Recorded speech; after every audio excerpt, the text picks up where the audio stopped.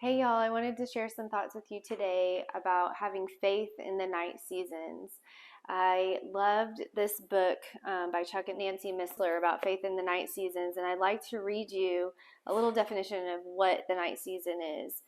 She says that the night season is simply the transition we make from depending on our sight and ourselves to a total dependence on Christ and his faithfulness to us. This shift will bring us into a new way of knowing God. Oftentimes, this darkness or this dark night of the soul comes with suffering and pain and like hardships and brokenness in our own life. But I want to read you another part of what she says, because she says, this darkness can simply be the absence of understanding or knowledge as to what is happening to us, where we're going. It simply means being deprived of light, the seeing, the feeling, the understanding that we're so used to in this natural world as we learn to trust and have faith in the divine.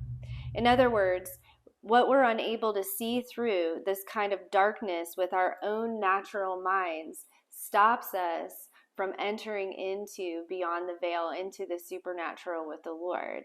But that it is exactly this darkness that leads to our faith arising and meeting us in these challenges.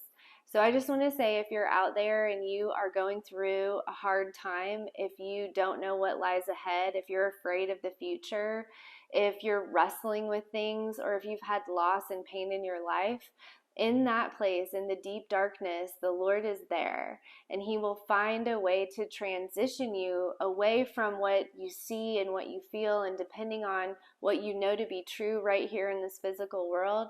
And he will meet your spirit in a place where he can pour out in your life and draw you closer to him and closer to his abundant life. So if you'd like to learn a little bit more of this or take a deep dive into this reading, you can jump on over and join me on Substack, and I'll read this chapter in its full entirety.